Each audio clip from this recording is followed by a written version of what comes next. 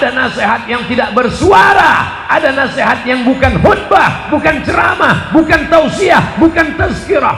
Dia diam 1000 bahasa. Nasihat itu bernama mati.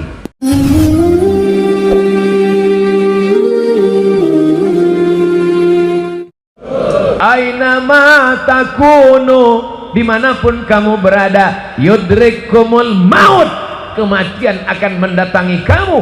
Walau kuntum fi burujim musayyadah, walaupun kalian berada di dalam kotak yang dipaku. Begitulah perbuatan orang musyrik jahiliyah dulu. Dia buat kotak, kemudian dia paku, dia masuk ke dalam. Ditanya sama temannya, kenapa kau bersembunyi dalam kotak yang dipaku? Mudah-mudahan aja malaikat maut nggak bisa masuk.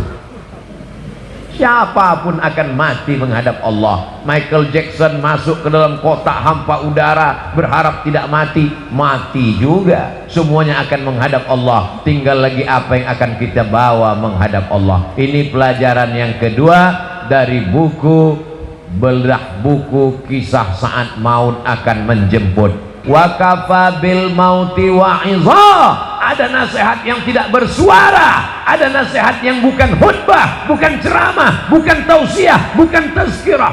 Dia diam 1000 bahasa. Nasihat itu bernama mati. Siapa yang menasihati Ustaz Abdul Somad? Nggak ada. Nggak ada orang menasihati saya sampai sekarang. Saya datang ke Kiai, Kiai tolong nasihati saya. Saya kalau tausiah, saya cari para alim ulama yang tua-tua, yang sepuh-sepuh, minta nasihat, minta doa. Mereka nggak kasih nasihat. Mereka katakan, ya Ustaz sudah tahulah, sama-sama saja kita berdoa kepada Allah. Nasihat yang paling dalam yang masuk ke dalam otak dan hati saya adalah ketika melihat orang mati terbujur kaku, yang selama ini dihormati, dibanggakan, dimuliakan, disanjung tinggi. Kalau datang disambut dengan baleho dan karpet warna merah, tapi lalu kemudian ketika mati menghadap Allah terbujur di ruang tamu, dan tidak sampai 24 jam dibawa keluar. Rumahnya rumah dia, yang membangunnya dia, yang beli tanahnya dia, yang cari arsiteknya dia, yang mengumpulkan uangnya dia. Tapi kalau sudah meninggal dunia, sejengkal pun di rumah itu tidak ada yang bersedia menampung dia. Tempatnya tetap di TPU, tempat taman pemakaman umum. Ada rumah yang dibangun, ada rumah yang dikendalikan, ada rumah yang diatur. Sekian tahun nabung untuk buat rumah. Rumahmu berapa harganya? 3M. Wow, hebat sekali 3M, 3 kali minjam. Ada rumah yang tidak pernah kita lihat, rumah yang tidak pernah kita jenguk, rumah yang tidak pernah kita pedulikan, tapi kita akan tinggal di sana. Lebih lama di rumah kita atau di taman pemakaman umum? Saya tanya sekali lagi, lebih lama tinggal di rumah yang kita bangun atau lebih lama di kuburan? Lebih lama di kuburan. Di rumah kita paling kita tempati. Ada orang menempati rumahnya sampai 100 tahun? Nggak ada. Paling kita tempati rumah kita itu paling lama 50 tahun. Itu pun kalau umur kita 75 tahun. Umur 25 bangun rumah atau mewarisi rumah bapaknya. Kita cerita bukan rumah bapak kita, bukan rumah kakek kita, rumah kita tempati cuma 50 tahun. Setelah itu kita masuk liang lahat. Yang meninggal tahun 1945 saat ditembak oleh Belanda, sampai sekarang berarti dia sudah dikubur berapa tahun? Maka sampai masanya nanti hari kiamat, ada yang di liang lahat sampai 100 tahun, ada yang sampai 1000 tahun lamanya. Apa yang sudah kau persiapkan? Amal jariah. Yatsba'ul mayyita salatun, yang mengiringi mayat sampai ke liang lahat ada 3. Ahluhu, istrinya ikut mengiring, anaknya datang, jamaah semua datang, tapi cuman sampai ke pintu liang lahat. Setelah itu mereka masukkan ke dalam. Setelah itu mereka kemudian naik ke atas. Mereka ambil pacul, cangkol dan skop. Mereka katakan, mari kita timbun, kita injak biar padat. Setelah itu ditancapkan kayu nisan. Setelah itu mereka pun berdoa. Setelah itu mereka pun pulang ke rumah. Anaknya nangis pada hari yang pertama. Hari kedua dia mulai tersenyum. Kirim rek spasi lucu, kirim ke 9090. Tapi kalau anakmu soleh, dia akan bangun di tengah malam, Rabbighfirli wa liwalidayya warhamhuma kama rabbayani shaghira. Gimana anak ibu? Ingat dengan suami ibu, ingat dengan ayahnya. Alhamdulillah Pak Ustaz, malam-malam saya bangun jam 2, saya dengar di samping kamar ada baca Yasin. Yasin wal Qur'anil Hakim innaka laminal mursalin ala siratim mustaqim tanzilal azizir rahim. Lalu saya pun bangun Pak Ustadz, senangnya hati saya, anak saya baca Quran untuk ayahnya. Begitu saya buka pintu kamar, ternyata TV belum mati Pak Ustadz. Mudah-mudahan anak kita termasuk yang tetap kirim Yasin untuk kita tiap malam. Kita pesankan ke mereka supaya tahajud, berzikir, berdoa. Ya Allah, sampaikanlah pahala tahlilku, la ilaha illallah tahlil, subhanallah tasbih, tahmid, alhamdulillah, takbir, Allahu akbar, salawat. Lalu kemudian dia bawa anak istrinya baca Quran. Wa idza khatimul qur'ana, kalau dikhatamkan mereka Quran 30 juz, fahuwa hasanun, sepaling bagusnya sekhatam Al-Quran 30 juz. Kalau tidak sanggup khatam Quran, likulli syai'in qalbun, segala sesuatu punya hati. Wa qalbul Quran, hatinya Al-Quran adalah Yasin. Dan kalau tidak sanggup baca Yasin, Ummul Quran Al-Fatihah, level paling tinggi sekhatam. Tak sanggup sekhatam Yasin, tak sanggup Yasin, Ummul Quran. Itulah tadi yang Pak Bupati mengajak kita, mari kita bacakan suratul Fatihah. Fatihah pun tidak mau. Innalillahi wa inna ilaihi raji'un. Apa yang kau balaskan untuk ayahmu? Berapa kali dia tidak jadi ganti baju hari raya demi uang sekolahmu? Sekolahmu memang online, tapi bayarannya offline. Berapa kali ibumu tidak jadi hari raya buat kue demi untuk sekolahmu, demi untuk air susumu, demi untuk makan minummu. Meregang nyawa dia melahirkan. Andai kau gendong dia dari Bekasi ke kota Makkah, tawaf 7 putaran, sa'i Safa dan Marwah, wukuf di padang Arafah, melontar jumrah, belum tentu dapat menebus sekali teriakannya saat melahirkanmu. Betul ibu? Ternyata ibu tidak ada yang teriak waktu melahirkan. Kenapa? Dia pingsan di operasi. Lahir. Ustadz, walaupun operasi sesar itu sakit loh Ustadz. Ustadz kan nggak pernah merasakannya, karena rasaku bukan rasamu Ustadz. Kita tidak pernah tahu bagaimana perasaan mereka perempuan. Ketika hormonnya berlebih di awal kehamilan, dia muntah-muntah. Respon hidungnya sangat tajam. Suami yang dulu kata dia buah hati belayan jiwa cintaku, setengah napasku pergi, baunya minta ampun. Lalu kemudian yang awalnya rahim itu kecil, lalu mulai membesar, sebulan, 2 bulan, 3 bulan, akhirnya ususnya menjadi kecil, makannya susah, nafasnya terhalang, lalu kemudian tulang belakangnya mulai melengkung. Lalu ketika melahirkan anak, seperti patah-patah tulang rusuknya. Itulah ayat yang disebut dalam Al-Quran, wahnan ala wahnin, lemah di atas lemah. Tak ada yang bisa membalas kelemahan-kelemahan itu, dan tidak ada yang sanggup membahasnya. Kalau saya bahas bagaimana lemahnya perempuan saat mengandung, perempuan itu mengandung lemah di atas lemah. Kata ibu-ibu, alah Ustadz kayak pernah aja. Maka kita balaskan. Yang ibunya masih hidup, mudah-mudahan masih sempat berbakti kepada orang tua. Yang ibu bapaknya sudah meninggal dunia, nasihat kematian, ziarah. Jangan nunggu mau Ramadan, jangan nunggu mau Idul Fitri, besok hari libur bawa anaknya ziarah. Ini sekarang banyak orang ziarah, bapaknya baju hitam, istrinya baju hitam, anaknya baju hitam, hitam-hitam semua, sampai di tempat pemakaman langsung foto. Habis itu update status, man in black. Apa ini? Ini bukan ajaran Islam. Ajaran Islam adalah saat di tempat pemakaman baca doa, assalamualaikum ya alad diyar minal mu'minin wa inna insyaallahu bikum lahiqun yarhamullahul mustaqdimina wal mustakhirin nas'alullaha lana wa lakumul afiyah. Oh, bacaannya panjang Pak Ustadz ya. Tapi kami bacaannya pendek. Apa bacaannya? Assalamualaikum ya ahlal kubur. Itu namanya doa minimalis.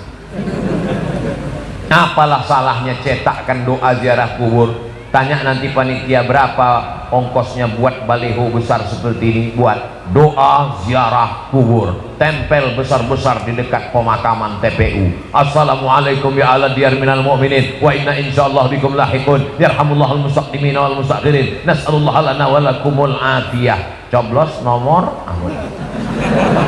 daripada baliho yang gak jelas ujung arahnya, nyangkut ke pokok kayu, diambil Satpol PP dibakar. Mendingan di samping kuburan, mengingatkan orang. Andai pun dia tidak lapuk, maka mengalir sampai hari kiamat. Inilah dia amal-amal kita. Apa saja amal kita yang akan mengalir? Waladun salihun, anak yang soleh, shadaqatun jariyah, itulah uang yang masuk ke dalam kotak-kotak tadi. Beli semen, batu bata, kerikil, atap, tenda, lampu, AC, mihrab, mimbar, kipas angin, itu semua akan mengalir. Siapa yang mewakafkan tanah masjid ini dulu? Siapa yang membangunnya? Siapa yang ngasih semen? Siapa yang ngasih kosen? Siapa yang ngasih kaca? Kita tidak tahu, tapi pahalanya dari mulai tadi petang sampai malam, sampai sholat subuh besok, zuhur, asar, maghrib, isya, subuh, zuhur, asar, maghrib, isya, Ramadan, tarawih, witir, idul fitri, idul adha, hari raya kurban, sampai hari kiamat, mengalir pahalanya ke liang lahat. Mudah-mudahan sebelum mati kita sempat bangun masjid. Masjid apa namanya? Masjid Al-Mustaqim. Siapa yang buat? Pak Kapolsek. Masjid apa namanya? Masjid As-Somad. Siapa yang buat? Ustadz Somad. Sudah ada? Belum lagi. Tapi insya Allah kalau kita berniat sebelum mati mesti ada. Saya diundang ke Jambi, diajak untuk meresmikan masjid. Jalannya jauh, naik mobil. Dalam hati saya, mau dibawa kemana lagi? Begitu sampai, musola kecil. Ya Allah, apa kelebihan musola ini? Apa kelebihannya? Berikut ini mari kita dengarkan kata sambutan dari Bapak Kapolsek. Saya sebagai Kapolsek, kumisnya melintang. Saya sebagai Kapolsek di tempat ini, Pak Ustadz risau karena tidak ada tempat sholat. Orang sholat di kamar. Maka saya kumpulkan di antara anak-anak buah saya. Kita beli semen, batu bata, akhirnya jadilah musola ini. Dan saya bertekad kalau siap, yang meresmikannya adalah Ustadz Somad. Oh, begitu kronologisnya. Dan orang tidak berani nolak. Kasih semen, siap. Jadilah musola. Jabatanmu tak lama, tapi yang kekal abadi adalah masjid. Presiden kita, proklamator kita, Insinyur Soekarno cerdas.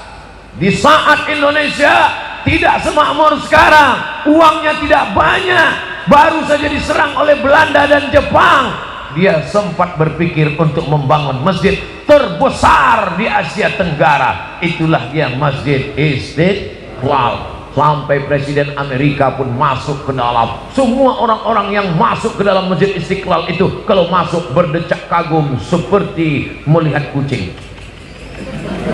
Wow, amazing, kata dia. Apa amazingnya? Tiangnya banyak sekali, luar biasa. Sampai sekarang mengalir pahalanya sampai hari kiamat. Berganti lagi zaman, akhirnya setiap kabupaten, setiap kota di Indonesia ada masjid. Punya ciri khas, punya ciri khas. Apa dia?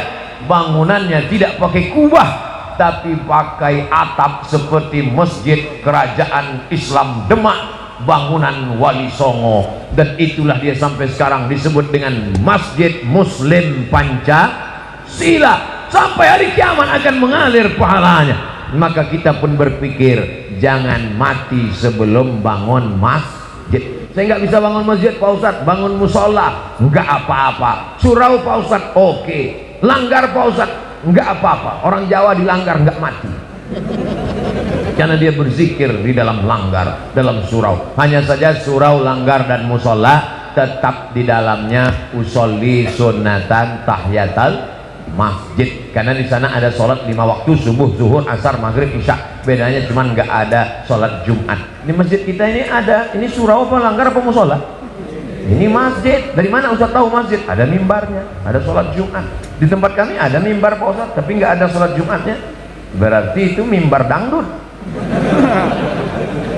Mimbar tempat khotib naik ke atas menyampaikan khutbah, usikum wa nafsi bitaqwallah, aku pesankan kepada kamu, takutlah kepada Allah. Laki-laki yang gagah perkasa, sehat, tidak musafir, tidak sakit, maka dia mesti mendengar wasiat takwa yang disampaikan dari mimbar. Kenapa tabligh akbar kita tidak dibuat di dalam masjid? Barulah sadar, karena kalau dibuat dalam masjid tidak muat. Ini masjid nampaknya kekurangan, bukan kekurangan jamaah. Banyak sekarang masjid kekurangan jamaah, tapi di Bekasi masjid kekurangan tempat. Insya Allah panjang umur sehat badan, masjid ini semakin besar insya Allah, amin.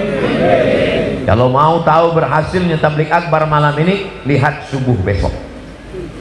Kalau subuh besok sopnya bertambah, berhasil. Tapi kalau cuman pemain inti yang azan tetap itu, as-salatu khairum minan naum, hancurlah kita. Tapi begitu besok as-salatu khairum minan naumnya luar biasa. As-salatu khairum minan naum. Semangat bangun, datang dia ke masjid semua. Alhamdulillah Pak Ustadz, sejak Ustadz Somad tausiah kemarin, anak saya rajin sholat duha Pak Ustadz. Cuman ada yang mengganggu pikiran saya. Kenapa Bu? Doanya pakai kunut. Itu namanya subuh kesiangan Bu. Pas ditanya sama ibunya, kenapa kamu sholat subuhnya jam 8? Masih syukur aku sholat subuh, kawanku gak sholat sama sekali. Ini logika terbalik, otaknya sungsang.